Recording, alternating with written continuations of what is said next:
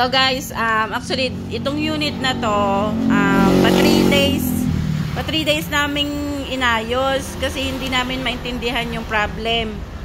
So kahapon pumunta si client complaining na namamatay daw yung monitor nila after 1 hour. So hindi naman namin na double check kung si monitor ba o si system unit ang may problem. So nag-arrive kaagad kami na si system unit, nagpalit ng PSU, and then nagpalit na rin kami ng board and proxy. So akala namin kahapon okay na. Pero kaninang umaga bumalik si client complaining na same problem yung nangyari. So ayun, pagka-research ko, so chinek ko ngayon si monitor ko anong nangyayari kay monitor. Yun nga, upon testing dito, every 1 hour namamatay si unit, pero actually si monitor lang talaga. First time na napansin namin na si monitor lang yung namamatay. And then makikita mo kasi sa dito sa dito sa keyboard kung still working si system unit, kung may ilaw pa rin siya sa numlock. So hindi naman nawawala yung ilaw niya sa numlock. Ang naging problem lang, so yun nga po, upon checking po namin, nag-live kami, namamatay talaga si monitor after 30 minutes, hindi naman talaga 1 hour, 30 minutes. And kailangan ko talagang i-click si power on para lang mabuhay ulit siya. So ito yung naging solution. Pagka ganon, ang nangyari at na-experience nyo po yung same na problem after 30 minutes or 1 hour, basta ganon, biglang namamatay si monitor, double check nyo lang po si edit power plan. Kasi ito kanina nung na-check ko, sa dami na namin ginawa, ito lang pala ang problem.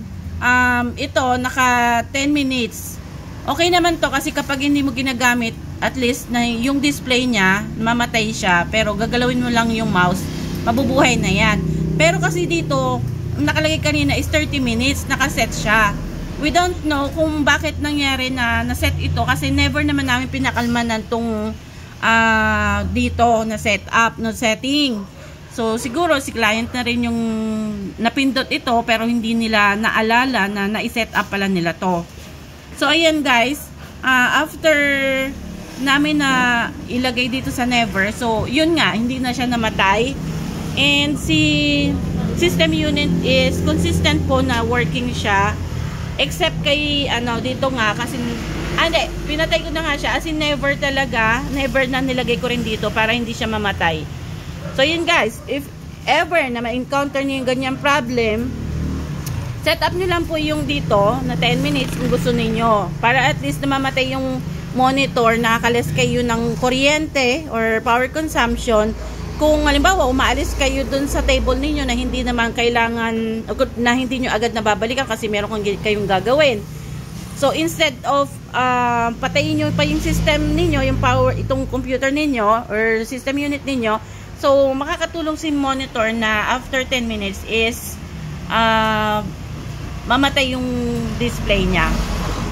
So kung halimbawa naman at ayaw nyo naman na mamatay siya, so yan, iset nyo lang po ng never din. Ayan guys.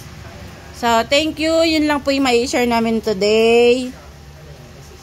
Thank you sa pakikinig. Bye bye.